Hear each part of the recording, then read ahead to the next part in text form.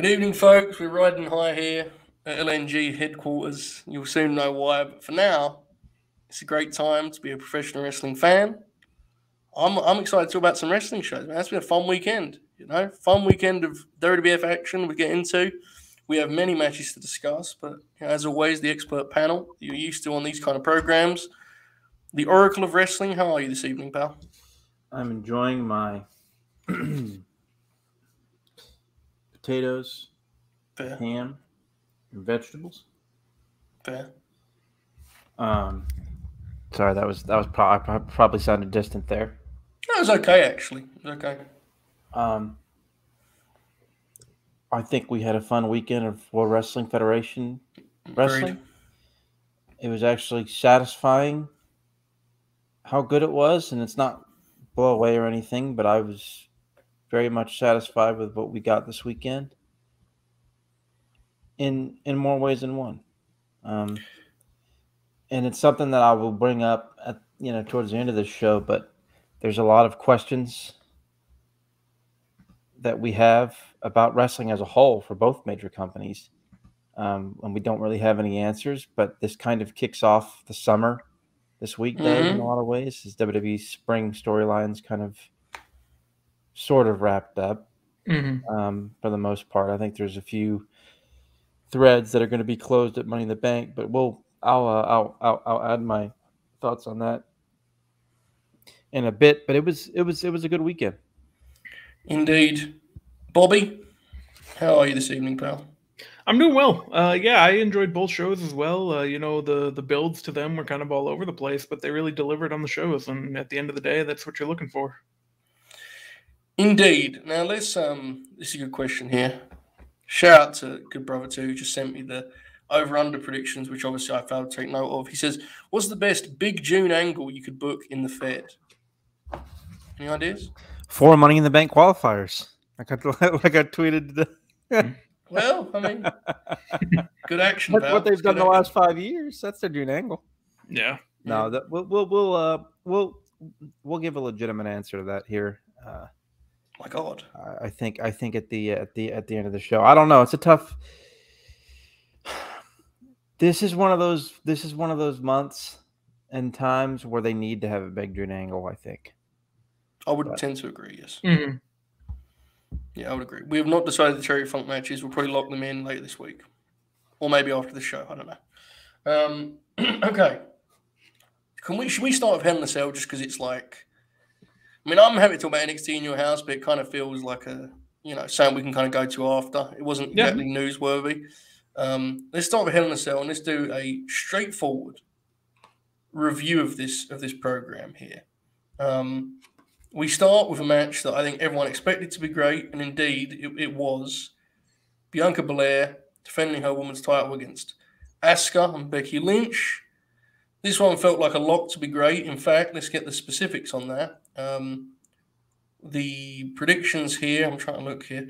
We said an over 7.5. It is like around an 8 and 9 after, I believe. I'll pull it up in a second. But everyone picked Bianca to win because, of course, but the match itself, I thought, honestly, over-delivered on a very high degree of expectation. Bobby, what did you think of the opener, pal? Yeah, I think it ruled. It was a really good choice for an opener. I was a little confused going in why it wasn't also in the Cell, just because they've had multiple Cell matches at Hell in a Cell for the last since it's been around pretty much, but it didn't really need the Cell. It actually benefited, I think, from not being in the Cell. I think it would have been a little too much if it was in the Cell. Yeah, just really good action throughout. They even the stuff where like one person laid out for a little bit and it was just one-on-one, I liked, and I don't usually like that. I usually like it when all three are kind of mingling together. But yeah, I thought it was really good. The sequence when Asuka was just beating the shit out of Becky was incredible. And yeah, I mean, the right person won, and yeah, it was good. Yeah, just to circle back, it's gone 8.46, so well over the 7.5 line. Victory for you, Bobby. Oracle, what do you think of the Raw Women's title match, pal? I would say this was the match of the night. I think they stole the show. It wasn't the most compelling match. We'll obviously get to that. Yeah. Or at least won't be the most remembered. But they killed it, man. Like, I was actually blown away by how good. Like, I thought it would be great. This was like one of the best matches of the year in WWE. Good. Mm-hmm. Asuka looked incredible in this. Like, I don't know what it was. I think she was just super motivated to be back and like working on a big show. Mm-hmm. You could tell like just how motivated she was. The Chicago, this was the classic Chicago crowd that you wanted. The whole show the crowd was incredible. Mm-hmm. And it was really satisfying to watch that in a WWE show because WWE has, let's face it, their TV sucks. So it was really nice to kind of almost get a reminder of those really great, Chicago shows with those great crowds from the early 2010s. Crowd was incredible. Great match. Bianca, the crowd just losing their mind at like her athletic spots. And it's crazy because she still has some green in her in terms of like, you can tell sometimes the wheels in motion in terms of like there's a spot where they did the great double team spot where they set it up beautifully. They hit everything perfectly. You could tell it was planned out, but they hit everything so well and so smoothly. And the transitions were so well done. But there was a spot where like Bianca's kind of like running in place, but like you could tell it was her wheels in motion. Like it was when the spot was supposed to. Wasn't she supposed to break up? There was one I remember where she was supposed to break up the Ascalon with a splash, right? And the idea was they'd move, but she did it she was kind of stuck in a middle ground for a moment, right? I think was where it was, right. But it almost doesn't matter because she just makes up for it with her charisma and athleticism. So likable. It doesn't matter. Yeah. And that stuff she'll get better at over time. I mean, she actually really struggled with that at first, a few years back. She's gotten way better at it now. And of course, it's a minor complaint, but it is something I have noticed. But it's not even a complaint in the match. It's just that even though she does it, it doesn't matter. That's kind of the point I'm trying to make. I love everything was so urgent. They worked this match with so much urgency and like Bobby pointed out, the strike exchange where Asuka just that was incredible. That was like completely insane. Crowd went nuts. There's like a standing ovation afterwards.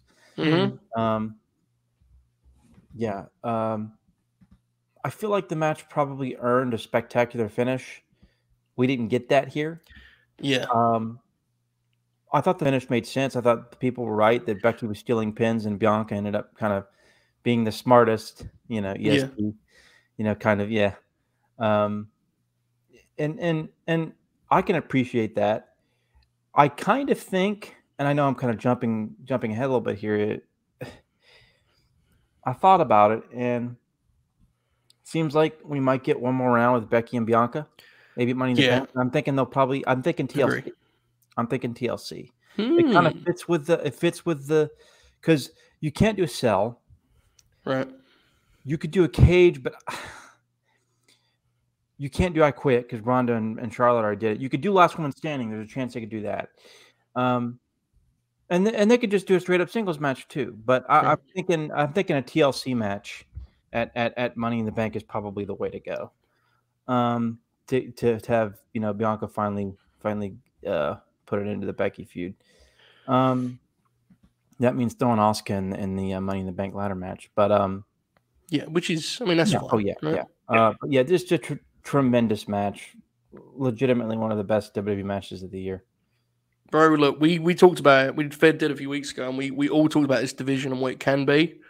I think it kind of speaks for itself at this point, right? There was 5 Raw women on this show, and you still have Alexa's kind of like she's not really in the scene yet, but she's there. That's 6, man. Like that's a lot of women that can kind of the audience sees as being important. That's the key, right? Whatever your favorites those 6 are, the audience sees them as important, and really, really strong stuff. Asuka, as you said, is just you can sort of take for granted how brilliant she is. I will say, don't sleep on Becky in this deal. I thought she, in a lot of ways, was the glue because her as a heel gave it kind of an ability to extend. If you got two, as great as Asuka and Bianca are in their own way, they're very different offensively, and they can do great stuff for as long as you need them to. But to give the match actual substance and meat and length, I think you needed Becky as the heel to kind of be the glue. I thought she did a fabulous job of that. Becky's character work is frustrating at times, annoying at others. I think her work has been almost kind of beyond critique since she came back. I think she's been admirable since she came back, to be honest with you. Like, way better than she was before, genuinely. I think there are times where she goes too over the top, but I actually think I agree. Since WrestleMania, I think she's done the sports entertainment stuff.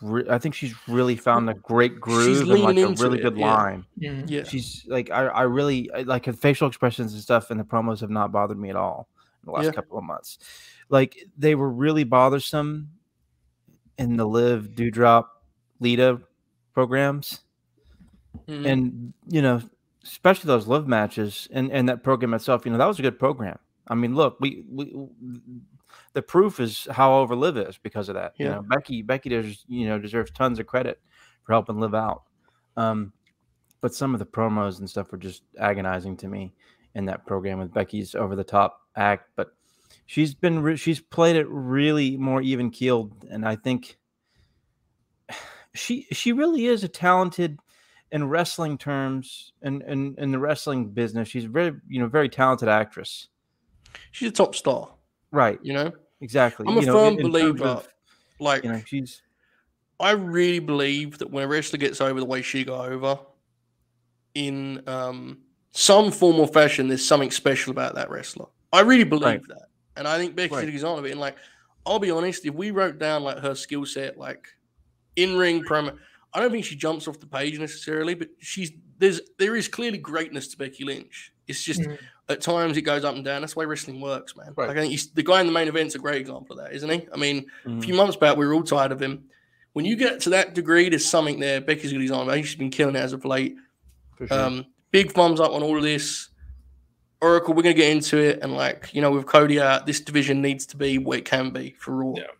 It needs to be. It's got to be it. Yeah. It's got to be hopefully that happens. Okay. Let's move forward here. Bob Lash versus MVP and Omos. Just quickly, Bob, you picked Bobby to win. You said it would be under 4.5. It is a 4.25. Bobby is 2-0 on the over-under line. This is one of those deals where I agree it's like a 2-star match, but I thought it like did exactly what it intended to. And the fact that Bobby was this over was like... Yeah, if they want to make him, you know, the top babyface since Cody's gone now, I think they're right about there because he got like the second biggest reaction of the night. Yeah. Yeah, did you have fun with this one, Bobby, for what it was? Yeah, I thought it ruled. Like, you know, it was fine. It obviously wasn't a technical classic, but, you know, they did a barricade spot, and it actually made sense. So that's, you know, they do too much, but whatever. And, yeah, I actually really enjoyed it. Like, I'm glad Lashley won. I'm ready for him to do something else. He's on a list of guys that I think could win Money in the Bank. But, yeah. I will say that I did like this, genuinely. I actually liked the character development for Cedric. I actually thought it was pretty cool that he finally just stood up for himself and said, fuck this. I know he got like thrown out, but he still helped Bobby, which was, I thought, a cool way to put a bow on the Hurt Business, to be honest. But yeah, Bobby was over huge. Oracle, what did you think of the handicap match? This was fine. You know, I didn't think it was anything special, but I thought it was well produced and put together. Yeah. And I thought they had some smart spots to protect Omos. And how over was Lash? I told you last night in the DMs, this dude was getting... I'm serious, man. With Cody out, that's your top male babyface right there on Raw. Mm-hmm. Yeah. You've got to make him your top male babyface. Like, he's not going to be over like that everywhere, but you can get him to be close to that over everywhere. You know, with the right push and shove. He's the guy. He's the guy you have to go with, I think. I mean, there's fresh rivalries, even though, I mean, yeah, the top heels on Raw may not all appeal to my taste, but he's got fresh feuds with Edge, Rollins, Kevin Owens.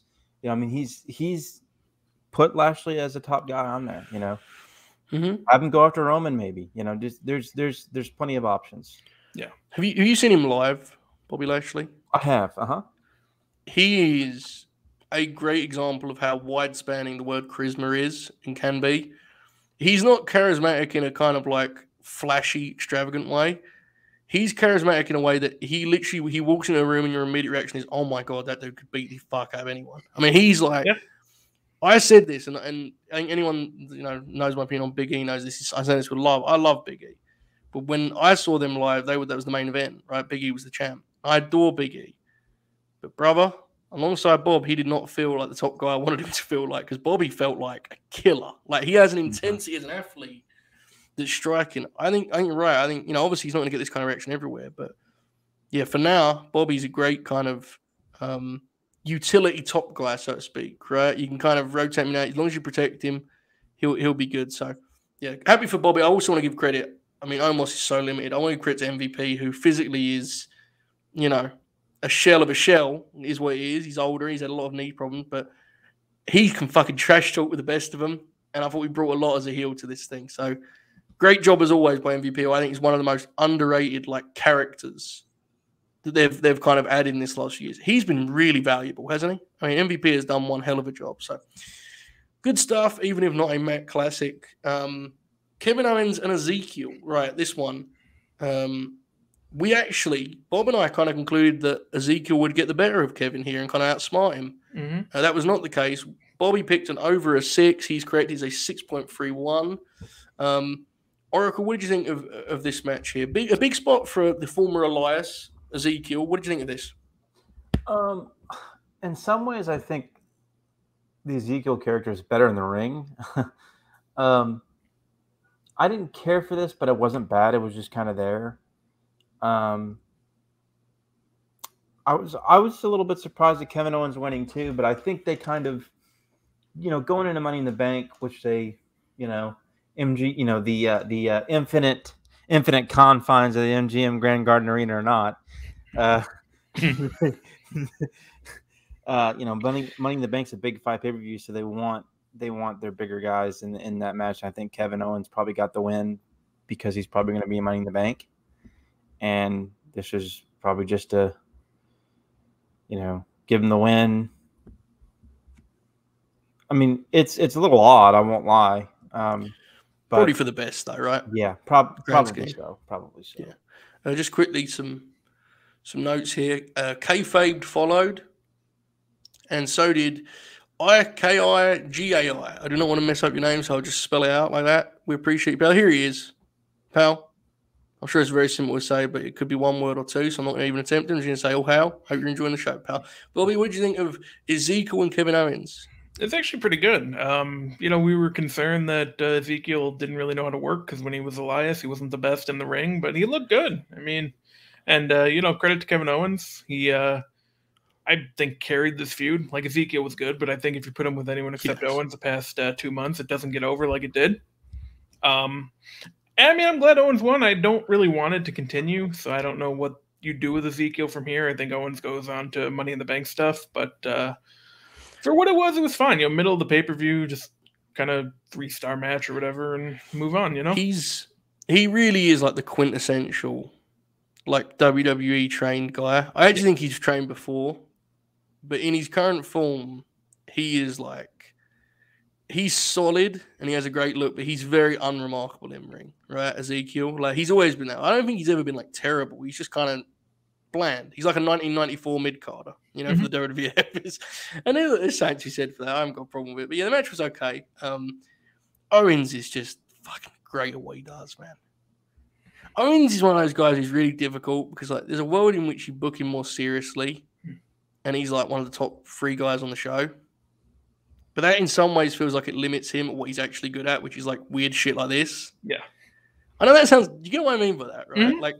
Obviously he's great as an animal top heel and a top, I get it. I'm with it. I agree with all of that. But man, you give him some of this horse shit and he's incredible. He's unmatched. He's very versatile. A great, great talent. As you said, Bobby, a big triumph for him, I think, as a performer personally, but it was fine.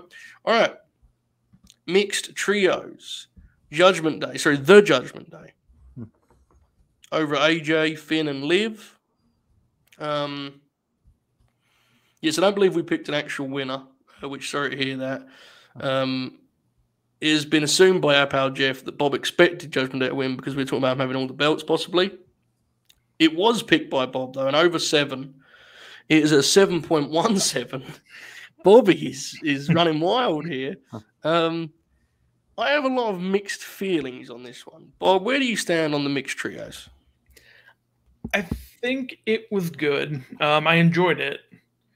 I think the wrong team won, which goes against what I picked originally. But, it feels like Judgment Day kind of got the best of them for most of the feud and then to just win the pay-per-view match. I mean, they might keep it going tonight. I guess we have to wait and see. But, yeah, I mean, I enjoyed it. I like watching all 6 of them just like as far as in-ring performers. So that helped. Yeah. There was nothing, outrageously bad that really caught my attention or anything. So, yeah, I mean, I didn't have a problem with it.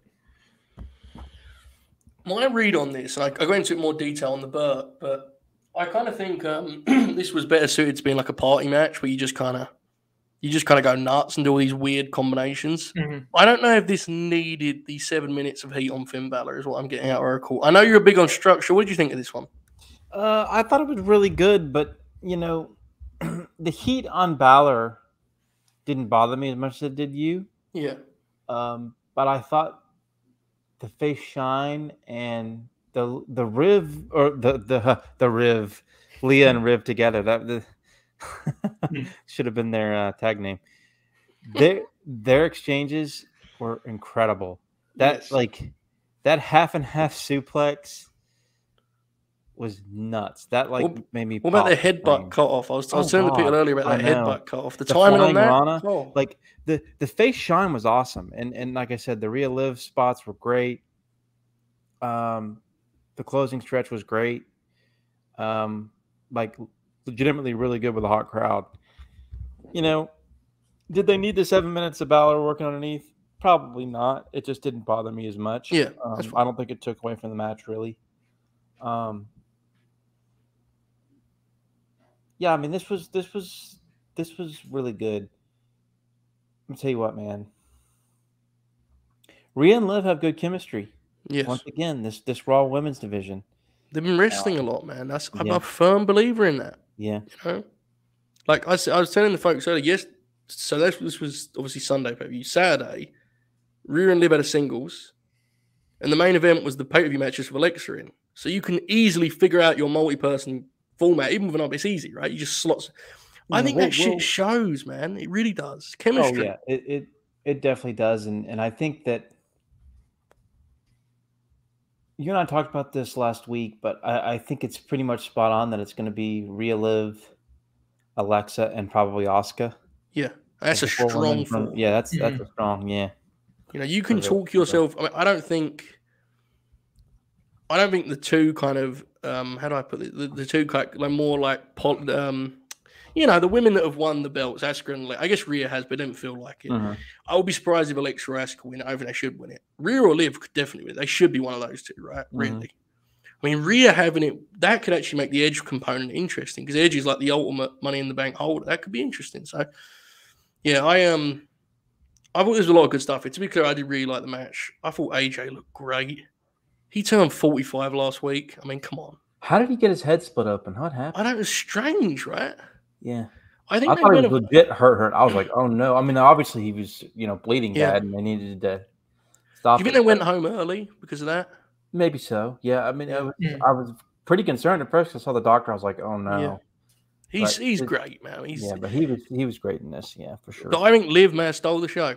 Liv was really good in this, and that tells you how good she's gone. But also, got to have a tip of the hat to Rhea's bumping is like different level, man. Like people in the chat, the way she can base for these women is it's a different level. She's so good, man. She's so valuable. That's crazy valuable. She's one of the most unique like commodities in the industry right now. She can give you so many different things, and like you can use her as a cool baby face badass, or you can use her as like a bumping awesome heel. And she's fucking over, and she has such a cool look. She's very, very special. Really good stuff. Okay. Madcap Moss and Happy Corbin. Bobby picked. I don't know if we got it here. I may have missed it. I think they got added after the show or after our show because I think got added on SmackDown and we did it Thursday. Of course. My bad. Because I didn't think the notes were wrong. So you're right, Bobby. Good call. No holds barred match. Moss over in 12, which I think is what about everyone in the world picked. What do you think of it, Bobby? It's fine. I mean, I'm glad that it's hopefully finally over. I've spoken at length that I think both guys are actually decent. Just used correctly. Don't need him to fight anymore. Yeah, it was all right. Kind of standard, hardcore, no holds barred match. I have to say, and I'm interested in Oracle's take when he comes back.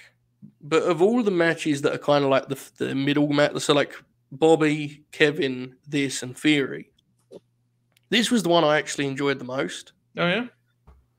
And I don't know if that's me losing my mind, but this kind of popped me. The raw physicality of this was kind of fun. The finish I thought was great. Oracle, where was you at on Madcap Moss and Happy Corpse? This was good. I thought this was. I agree with you. This was like the best between the three sort of mid card matches. Yeah, I liked it. 3 or 4 or whatever it was. They've got something in Madcap. The name's terrible. Yeah, he still looks too much like an OVW worker from the mid 2000s. He really does. Yeah. But he legitimately has charisma. Yes. He really puts forth the effort to try to get himself over. Serious athlete too. Yeah, serious athlete. Still can't believe he didn't break his neck on that. Right. Yeah. 2 months back. But he's got something. Corbin's always been good in these no DQ matches. I think Corbin's a good worker. Yes, he is. That's just the truth. He is a good worker. Overexposed. Yes. Way overexposed. Yep. Bland, goofy look, but he is a good worker. And he's a pretty good gimmick in terms of promos and stuff like that. I mean, in terms of, especially in today's WWE. Yeah, this was perfectly fine. Didn't overstay its welcome. Good brawl. Good finish that, was a callback to the big angle from a month ago. Yeah, this was strong stuff.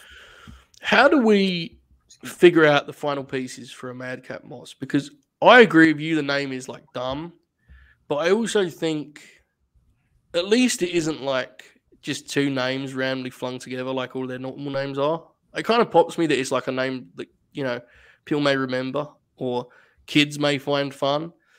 However, the latest version of his look is like too far to the other side of things. Mm-hmm. Like he was too goofy, but now he's just wearing black trunks. And it's like, what? Yeah. There's got to be a middle ground here, right? Yeah. It's weird. Like I know it will probably it becomes too similar to Roman and Drew and Seth and all these other guys who have it, but if he could grow like a fuller beard and like maybe get like his hair cut a little bit or something, and like change his gear up to live, to be a little bit more flashy. Mm-hmm. Yeah, I think that would obviously help the look right away. Yeah, he's an interesting one, man. He's an interesting case in terms of just like his story is really odd because he was in NXT when NXT had no interest in guys like him.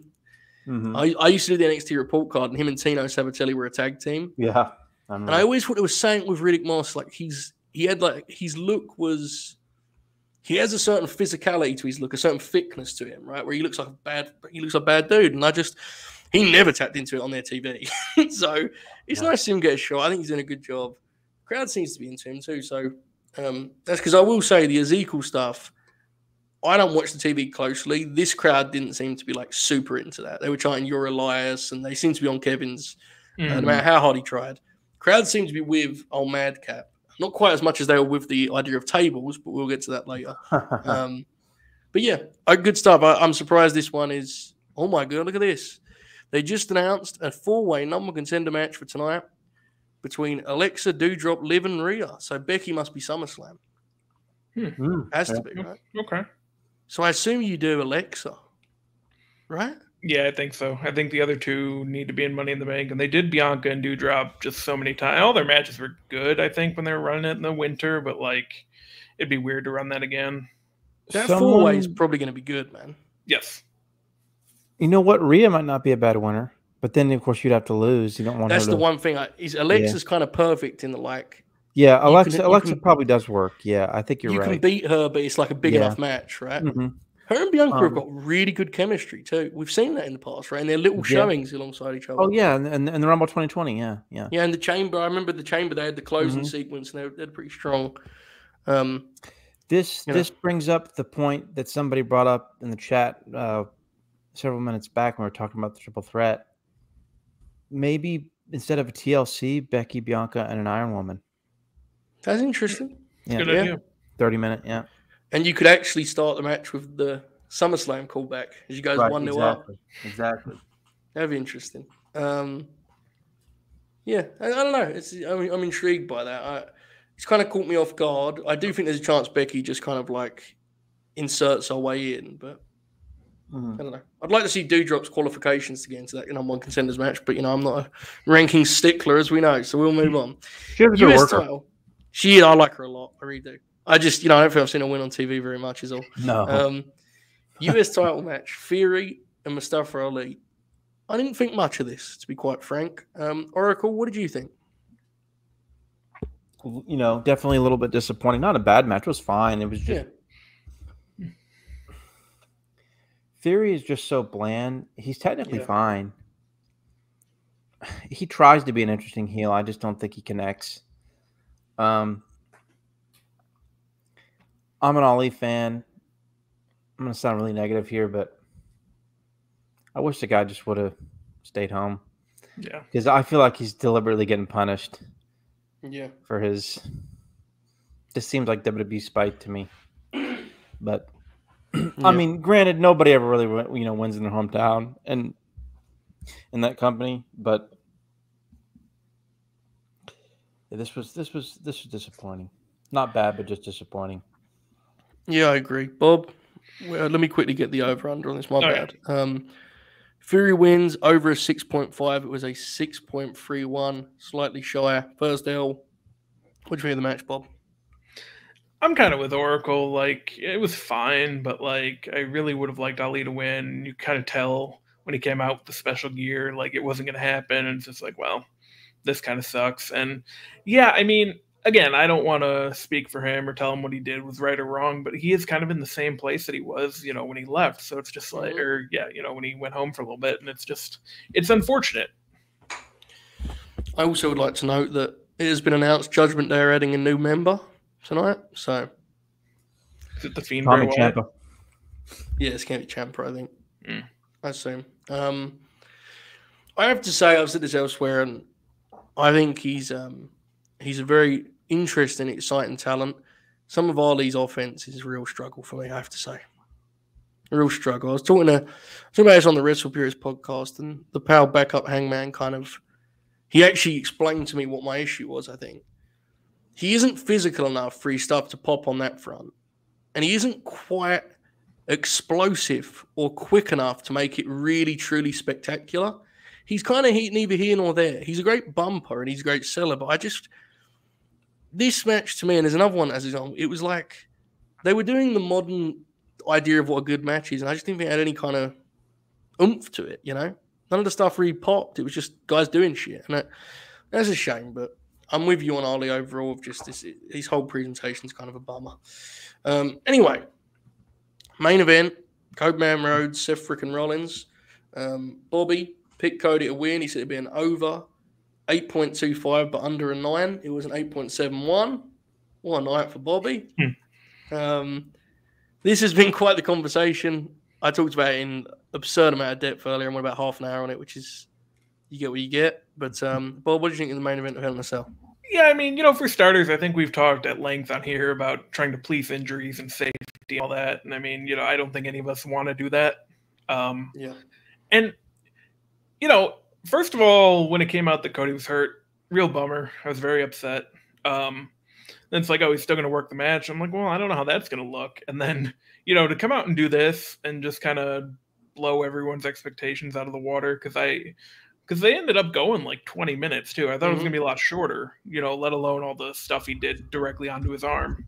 I don't know if I even liked it as much as their first two matches in a vacuum. I don't know if I liked it as a Hell in a Cell match, but as far as limitations and what it's going to kind of leave for his legacy and, for just what we're going to remember and how it's going to be something that, it was a moment and, all that just really shines through. And it was awesome. just great stuff. And by the end of it, I thought the pedigree maybe should have been the finish. I'm glad he busted it out finally. And then, yeah, by the end of it, Cody wins, and I'm just like, oh, I'm actually really going to miss him now. I'm very sad. And it's been a really wild year. Yeah, it's a shame he's gone. I think Cody's been an absolute, breath of fresh air on that show, in that promotion, which I actually think isn't surprising because this is what wrestling is all about. And you'll hear Oracle and I beat that drum over and over. Like, he'd done what he had to do in the other territory, and now he's here, and there'll be guys that go the other way, and guys, it is what it is. There'll be guys that follow him. He's been awesome through 2 months. This was quite the moment, Oracle. What did you think? Man, like, I wasn't sure what to expect coming in. When he took the jacket off, yeah, the crowd had like an anti-pop. Mm-hmm. They were like, and if you pay attention, they're silent for the first 5 minutes of the match. They don't know what to do. Because this dude literally has hanging meat inside of his body, basically.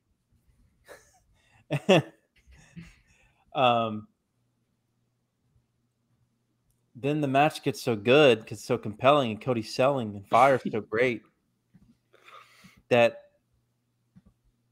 the crowd goes nuts for it, and they end up going 25 fucking minutes. And Cody's taking fucking buckle bombs through tables and kendo shit, Yeah, fair. kendo stick and belt shots, and doing mid-match bull rope matches which popped me huge, by the way. Yeah. Yes. Man, I don't even think it was the best match of the night, but it was by far the most compelling. Mm-hmm. And look, the crossroad reversals and stuff were terrible. The no selling, that stuff was shitty, but I can never get into that. But like, still, the way they set up the finish with the sledgehammer and teased it and stuff, very well done. Just the pedigree kick out popped me huge. Yeah. Great match. The Cody performance is just, there's a lot about it. I've been watching this stupid ass company for a long time, over 20 years. That's the type of thing that Vince McMahon's not going to forget. Cody's good. Yeah, I think he was good before, but I agree he's probably going to be. I agree with you. He was before, but he's good. Vince will. I think he's coming. I think he's one in the Rumble. Do you think he did it for that though, or do you think it's because? I think he loves the romanticism of these kind of things in wrestling. Yes. Yeah. Cody definitely loves that. Yeah, people call him a mark and so they want to ban him, but he loves the old school fucking, show must go on shit. And again, there's good to that and there's bad to that. I think as fans, we don't have any intention of policing it, but it's the most Cody thing ever. He did this, isn't it? Oh, yeah. It was beyond performance art. Bro, he really tweeted that. He really tweeted for the love of the game. Oh, I know. And I retweeted that, brother, right away when I saw it. An artist. Because it's like I said, it's beyond performance art, because when you have a entire muscle ripped off the bone inside of your chest, that's no longer performance art. You've worked yourself into a shoot, brother. On the other hand, is it the greatest performance art of all? Yes. What about when he picked up? What about when he picked up the sledgehammer and like dropped it because his arm? And, that like he did like cinematic cell, like it was the end of the fight scene. Ruled, dude. Yeah, I've said this on Freedom shows, so I just when he kissed the mat after the match, I can't imagine hating that dude, man. His worst crimes are fucking hilarious, and he's so dramatic and he's so over the top. But he's at the end of the day, he's a dude who just loves going out there and fucking doing this dumb pro wrestling. And I don't know, man. I'll always have a soft spot for that. I mean, I think at the end of his AEW run, he was exhausting. I think we all can agree on that, right? At the end of his AEW run, I think we was all done. That's how wrestling works sometimes. But the dude himself and what he represents as a wrestler, I think we can all co-sign. The chat's right. When he hit that Cody cutter, like 1 minute of the match, I was like, oh no. Yeah. And he did it right on his bad arm. I was like, what are you doing? Yeah. And he is another example of what I referenced to Becky earlier. And I think it goes without saying now, and I questioned it slightly a few months back. He is objectively a real top guy. Not because he toughed it out. That is what it is. I'm not here to, but because of his performances through 2 months here in WWE, he's their most compelling piece of this thing on the male side. And let's be, I mean, I'll be clear. I don't have to say it, but I will. If somebody else tore their pec off their bone and didn't want to do it, I wouldn't criticize them at all. Who the fuck wants to go through that pain? I fucking wouldn't. No. Yeah, exactly. But I still think it's okay to admire the guy for toughing it out, Look, we talked about this before. Does it make him a mark? Probably. Do you know how fucking boring wrestling would be if they weren't marks? God, I know. Yeah. They're dumb, man. I got to point this out, though. And Lawler is way washed and annoying. But did you hear his great story about Joe LeDuc? I did not know. On the pre-show, Lawler talked about Joe LeDuc when he was right before their big match in Memphis in the Mid-South Coliseum one time. Joe LeDuc went up to do one more pull-up on the pipe. Yeah. And his bicep rolled up, and he tore his bicep off the bone. And so he had this wild bloody brawl with Lawler with like a torn bicep. I missed the middle part of that story. Oracle, can you he tore his bicep, then what happened? I'm sorry, I froze. No, you're good. And then he went and had like a crazy 20-minute brawl with Lawler. Yeah. Show must go on, brother. Yep. They're nuts, man. It is what it is. Yes, it's crazy. So, look, it'll live forever, man. And maybe the ramifications will be bad. I'll be honest. I think people are really fucking naive about what these dudes do to themselves because it isn't visual. And that ain't a WWE thing. That ain't an AEW thing. That's a pro wrestler thing. Is it right? Probably not. Is it going to be wrestling forever? Probably. I'm sorry. That is what it is. It's just. I mean, it's very difficult. I think I don't want to get too bogged down in this. I'm sorry, but it looked worse. Part of the problem is the injury was so gruesome. Yeah, that's where it was. Yeah. Visually. Yeah. And I'm sure it was extremely painful. I mean, it had to be. Yeah. But, there are wrestlers who wrestle with neck injuries and neck issues and back issues. Look at Kenny Omega. Yeah. There's a bunch of examples. Yeah. It's his issues were arguably much more concerning than Cody wrestling. You and I talked about this last night. We both have friends. I don't know that for sure. I'm not a doctor. We both have friends that are genuinely concerned about the safety of wrestlers, and if that's the case, that's fine. I'm not here to tell anyone they're wrong to that. You care. We both know people that do that, so that's fine. There are objectively though people that do not care about that at all and are just using this to kind of downplay what Cody did because they feel a certain way about Cody doing what he did and leaving. That's just if you care about safety, you care about safety. I try not to worry about it because I don't know anything about what hurts and what doesn't. I don't know what's hurting them.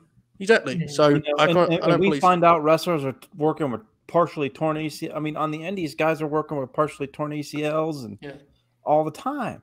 So that's always been my stance. In fact, you leave it, and I said this earlier, and it's the truth.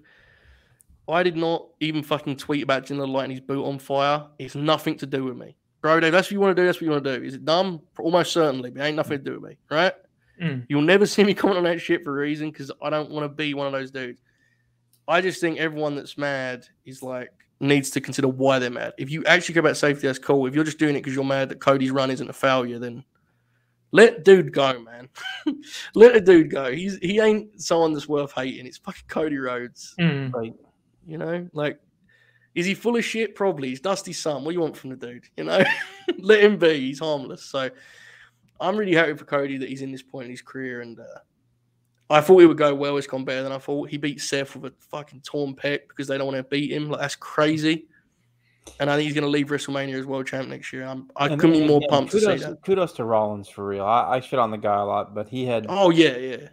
He did not have to put over a guy that's going to be gone for 6 months. He's in really good form, man. He's in a really good spot. He's been really good as of late. Again, the character, not for me. Yeah. But he's in ring. He's in a really good spot. And he's in a nice sweet spot. So yeah, if they bring a title back to Raw, I think he's probably going to be the guy that it goes to. And we'll talk about that when it happens. But and also, let's be clear, it's important. If you've always hated Cody Rhodes, that's absolutely fine. We all dislike wrestlers. That's nothing wrong with that. I think, just to be clear, I'm talking exclusively about people that absolutely fucking love Cody until he changed the letters they work for and then switched up. Come on, let's not do that shit. It's lame. That's some Mecca stuff. So anyway, NXT In Your House. Before we get to that, let's put a bow on Hell in a Cell. Where we at on ratings for this chat? You can put yours in the chat. I'm at like a low 8, high 7. It was really good. I really did like it. Bob, where are you at on this one? Yeah, probably about an 8 as well. I think it was a little bit better than Backlash.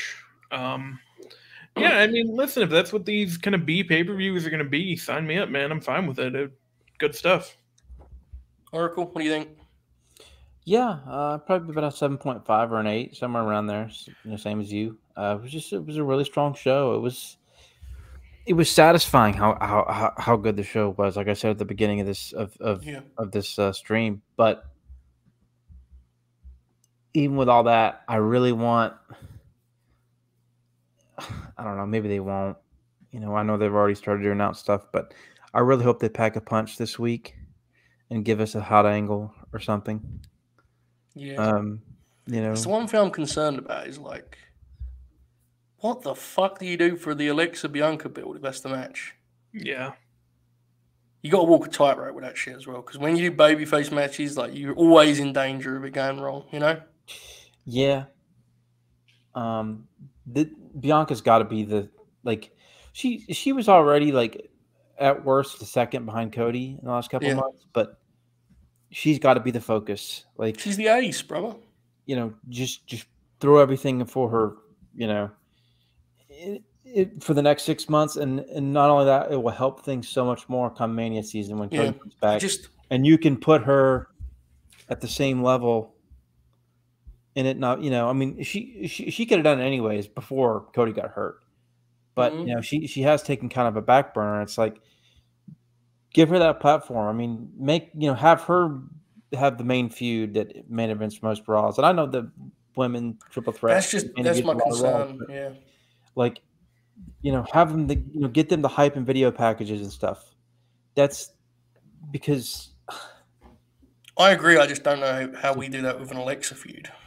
I know. I agree. From a story perspective, it's the star power. You can do it with Rhea. You can do it with Becky. You can do it with Asuka. You can do it with. But you need this is where Becky is very valuable. She's like a foil. Because even Asuka, as big as that match is, how do you building that in their format will be a struggle for them. I feel. Right. You have to do everything you just said without overexposing Bianca in a way that makes people resent her. That's the challenge, right? Right. Becky's great in that she can fill so much time talking. She'll always be the heel. How do you do that with a babyface match like an Asuka and Alexa? It's just this chat. It's not impossible. If Alexa was a heel, it would be we could easily put it together, right? Mm. But her being kind of like a veteran babyface makes it slightly change. I'm intrigued. We'll see how they do. Yeah, I'm with you. But the match will be good.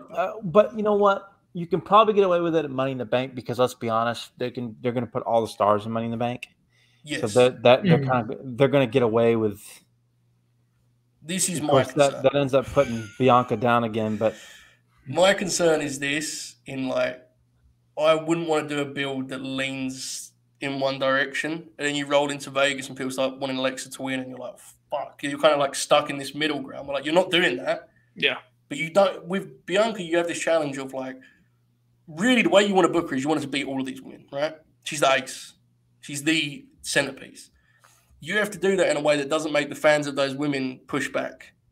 Right. And that is what's the thing that we've seen her back in the day. People forget it's when he beat a Jericho or an Angle or a Christian, that's where that resentment came from, right? Was those audiences going, no, we're not accepting this. Bianca, to me, is a better top star right now than Cena was then. Hilarious as that sounds. She's fucking it. She's so polished for her, as a performer.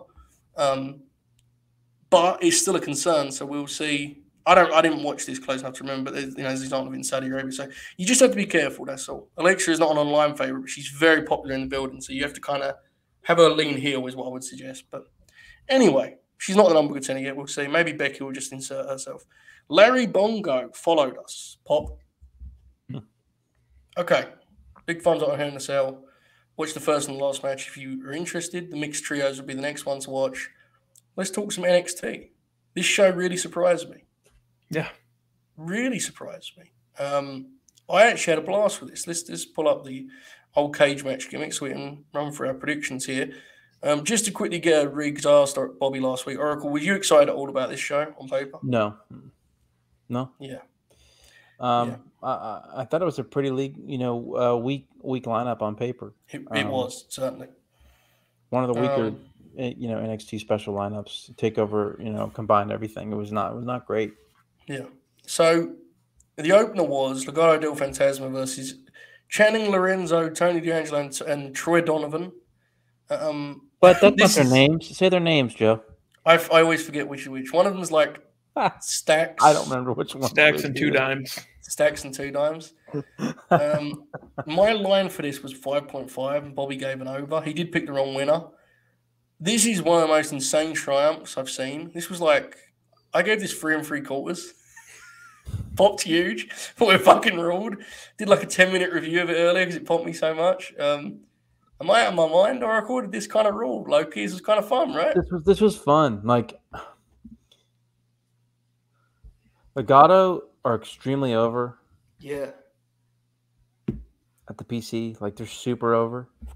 Cool presentation, very cool. Yeah. Oh yeah. Great theme. Like they're just cool, Yes. Yeah. This was a lot of fun. Lots of big spots. Got some heat in there. Crazy closing stretch. The finish was great. Like, awesome. Was a great play on like tricky, like gang warfare. Some shit Bruce Pritchard probably popped for in the back, but it was very well done. I enjoyed this a good bit.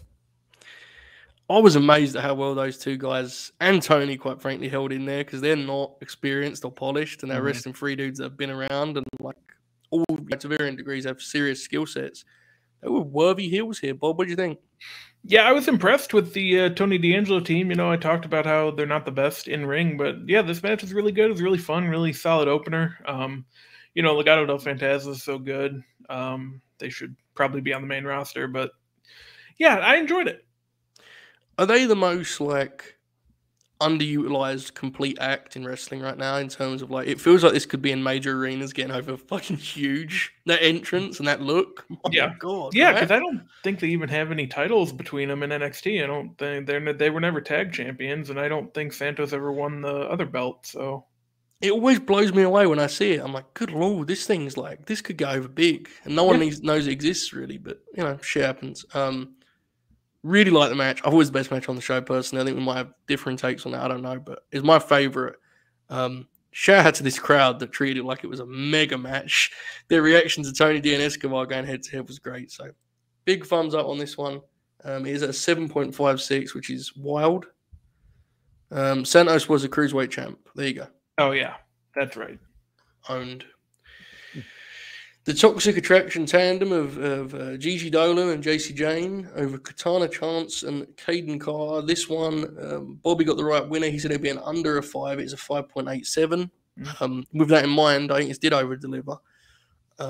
Toxic Attraction are not a great heel team. This is the best I've seen them look. The closing German suplex, oh my God, where did that come from? And I thought there was a lot of good here. I like the babyface's entrance. Bobby, what do you think of the women's tag title match? Yeah, I think it did over-deliver. I was not expecting to enjoy it as much as I did. I think Casey and Caden are very good. I imagine you'll be seeing them very soon. Again, like, it probably wasn't the right time for Toxic Attraction to lose. It probably wasn't the right time for Mandy to lose. We'll get into that later. I just don't know when they're gonna, which might be a problem. But, yeah, overall, it was fine. Yeah, I thought, they did a good job of... They wrestled to a very, simple structure and just did the basics well enough that they kind of got through it. Tom Hagen's like trying to comment, listen, we'll get you. To people listening that didn't see the comment, that made no sense. I'm not even going to explain it. It ruled. Oracle, what do you think of the women's tag title match? Bobby's going to go look up Tom Hagen now. But yeah, this definitely exceeded my expectations as well. Just great double team offense, especially from Caden and Katana. But yeah, just awesome double team offense. Toxic Attraction looked the best they ever have in the ring in terms of just bumping and stooging and getting in place, which is something they've struggled with immensely. Just the ring positioning was so much better. Just their timing and everything. This was super fun. This was a really solid match.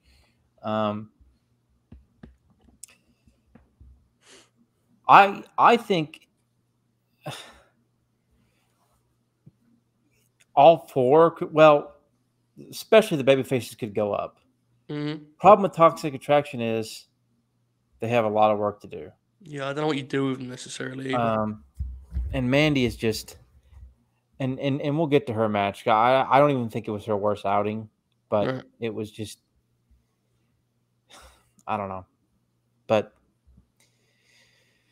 as far as the tag team goes, very good showing tonight from Toxic Attraction, or not tonight, but Saturday. Right.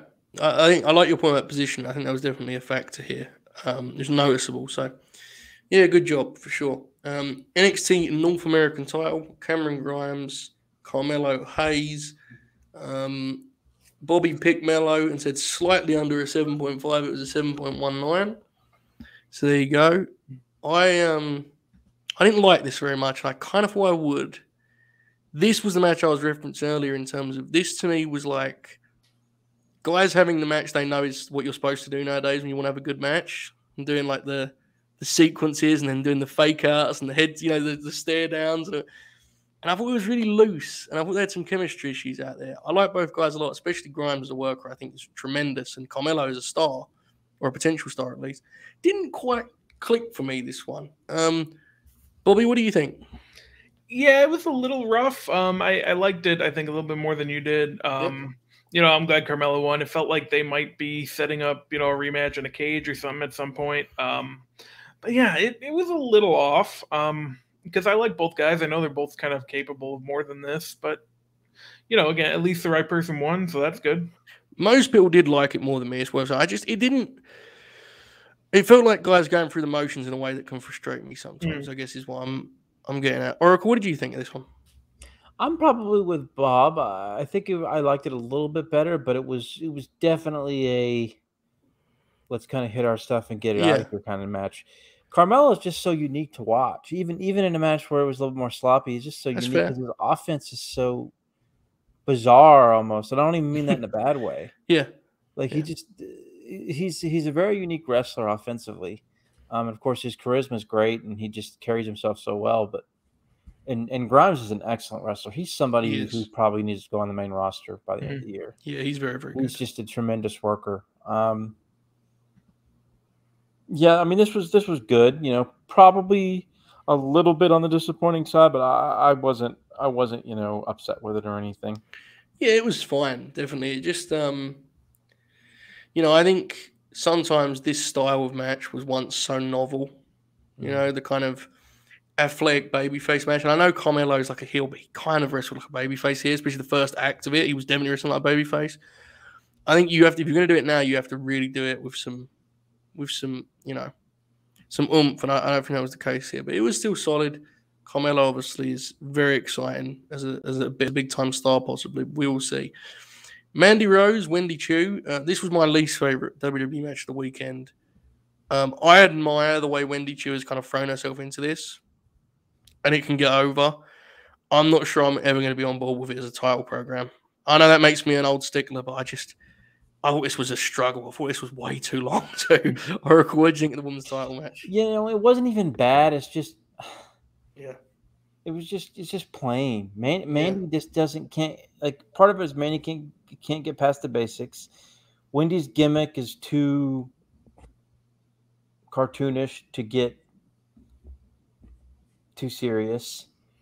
And look, I'm not saying wrestling has to be serious, but I mean, title matches kind of need that to a degree, especially major title matches. This was just, this definitely didn't do it for me. It wasn't terrible. It was just Mandy Rose. I mean, they're really, really, really giving.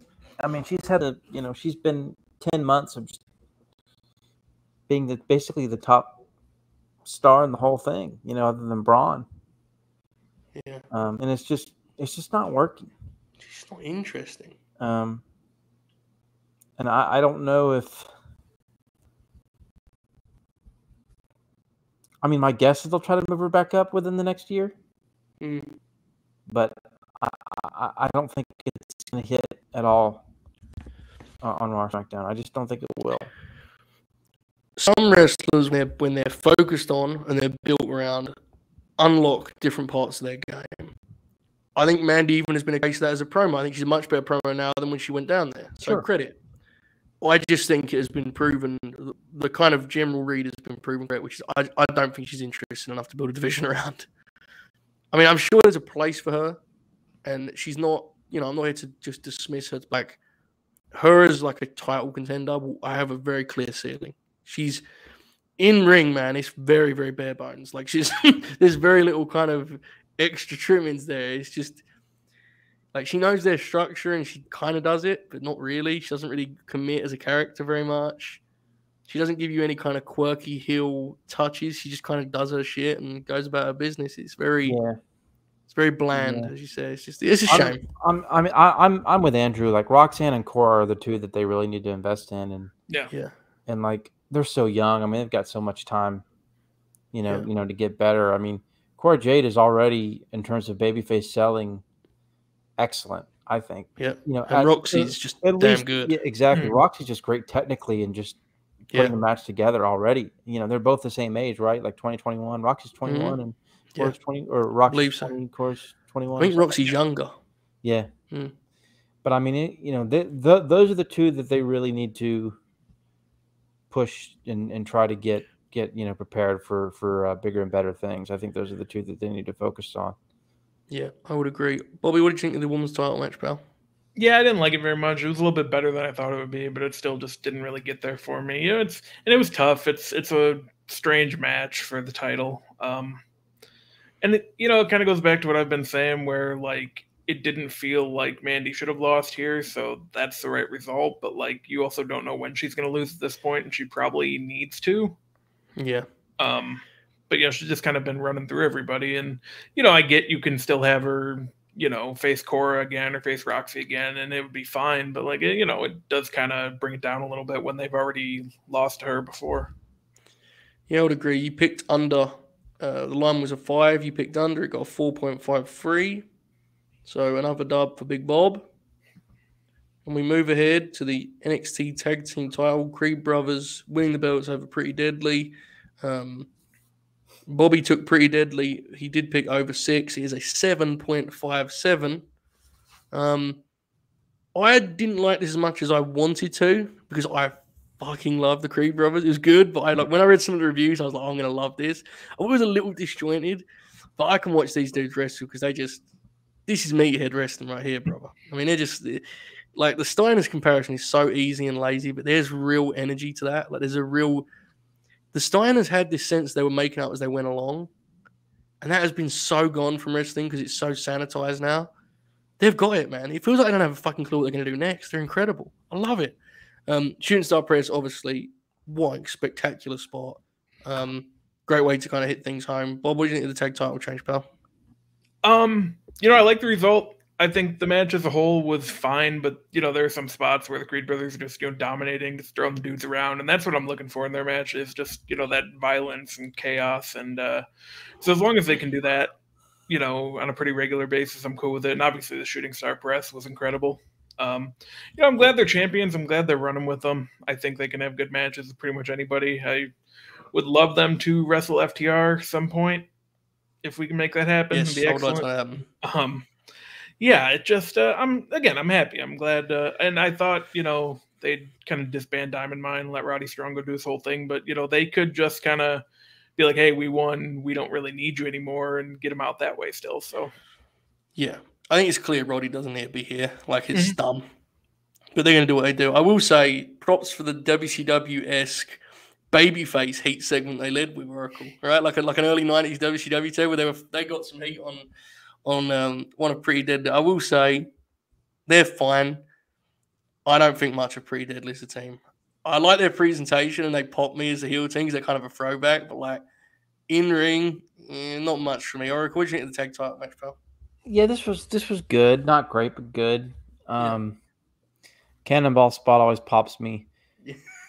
Julius kind of stood out more in this match. I think Brutus was kind of, has kind of stood out in a lot more ways just because he's kind of that like the more gnarly, ugly looking brother. No offense, but that's kind of like, yeah, people jokingly say that. And Julius really stood out for, for the stuff he said, or not said, but did in this match. Not much sleep last night, folks. But like he man, his selling and just his, getting. I thought he had a really strong performance in this. Yeah. And Pretty Deadly were pretty basic, I think, on offense. Which was fine. I think their character worked good, but their actual offense is not compelling or varied enough, probably. Yeah. They've got time to get better, so it's not a big deal. But Julius was just awesome in here. That shooting star press was incredible. Mm-hmm. One of the best I've ever seen, man. That thing was just beautiful. Great, just great finish. That was that was the best part of the match, was the finish. And the match was good, but the finish was great. Just a really standout match for Julius. And Brutus did his cannonball, which pops me every time. So this was fun. It was. Good match. I'm intrigued in some of these. I would like to see them do. Who's the guy they've just added to Diamond Mine? The new guy. Oh, he's Gable Stevenson's brother. I don't know his NXT name. Yeah, well, forgot it, but yeah. I saw some clips of his Damon Kemp. Yes. I would like for them to book Damon Kemp and Roderick Strong versus the Creed brothers, please. That would be appreciated. If Roddy's going to stay around, we can book some cool matches. That would be appreciated. So I'd like to see that. Main event. Codeman is opening Monday Night Raw. I'm going to watch. Sorry, Joe. Continue. That's fine. Bron Breakker and Joe Gacy. Talk about things over-delivering. I thought this was massive over-deliver.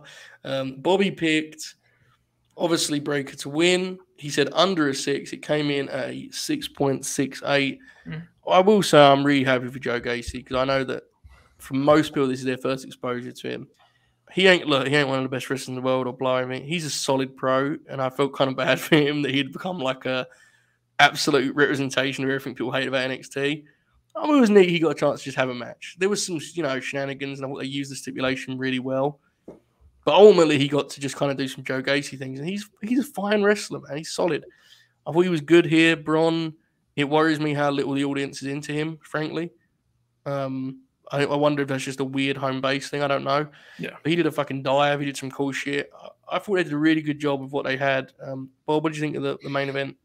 Yeah, I thought it was good. Some of the stuff, like when Braun was going to go hit him with the chair and the guy got on the apron to prevent it, like that didn't really make sense because obviously Joe Gacy would want him to just hit him because he'd win. But, it's not a great stipulation. I don't like the stipulation too much in general. But, they had it there. They didn't use it, which is good. But yeah, the match did over-deliver. I'm just kind of ready for the feud to be done.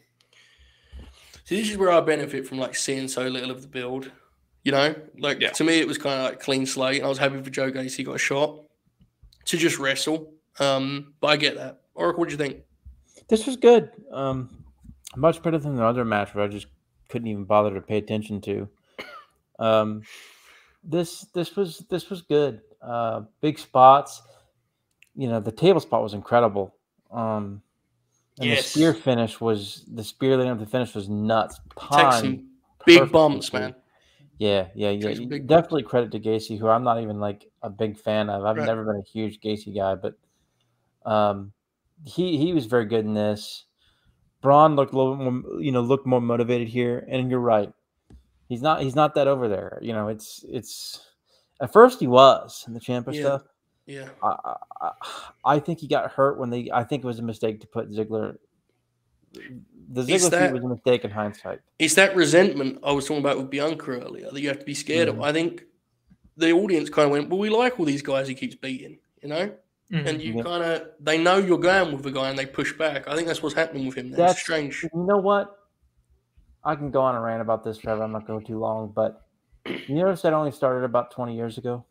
Yeah. You know why? Because of what we're doing right now. Yeah, it's completely an internet thing. Absolutely is. And it's frustrating because, you know, I love what we do, but we've kind of hurt wrestling. It's not entirely the fans' fault. I'm not trying to. No, it's the internet. Changed the way.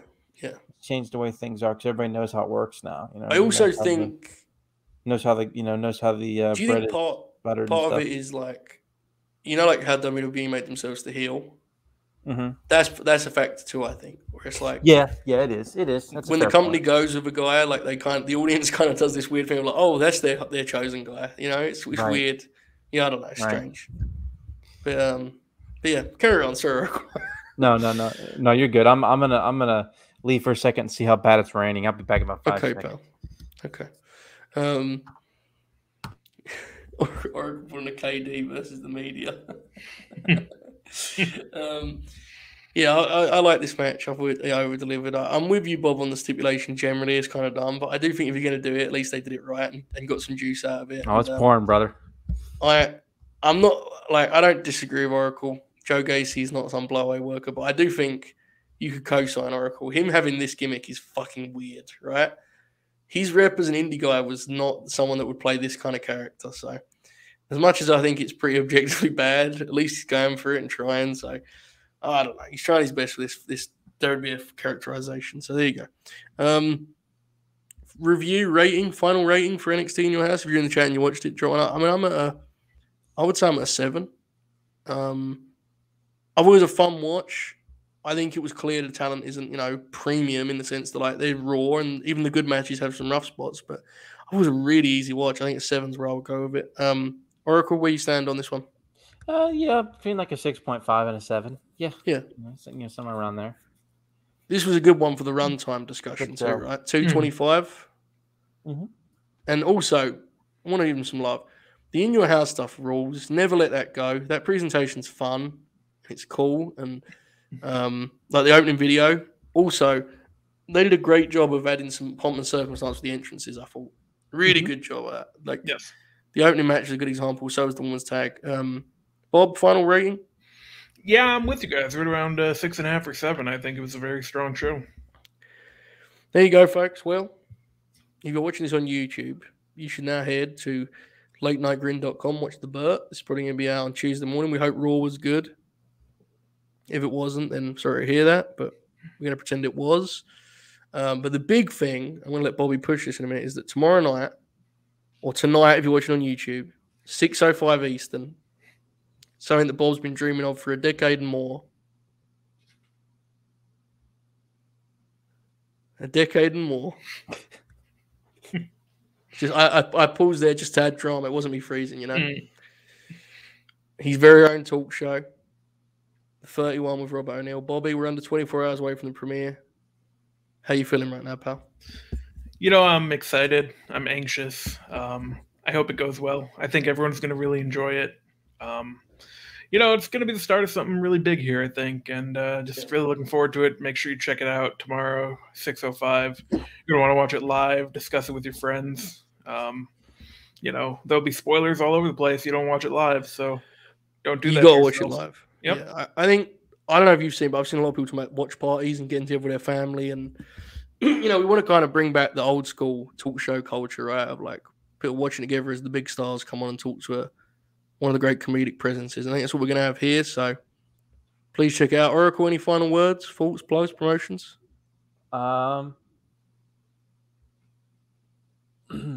Terry Funk has won the Grin Grappler.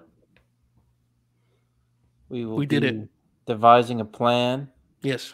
Mapping that plan out and revealing that plan.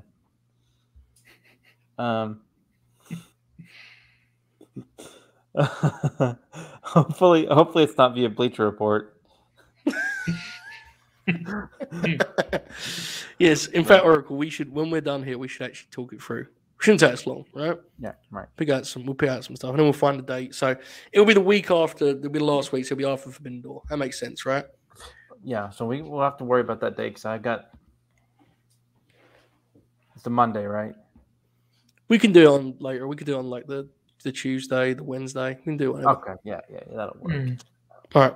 I've got busy weekends, so just want to make sure. That's We'll fine. talk about that after the show. We do our production on our meetings all the time, but yes, absolutely. We're going to raid Chris Harris if you're on Twitch. Get ready for that. That's a thing that's going to happen very, very shortly in about 7 seconds. If you're watching on YouTube, as I said, then watch tonight, please. Watch the Burt now, and then watch the third one with Robert Neal. Twitch, folks, goodbye. Okay. And if you've been watching on YouTube, we appreciate you guys.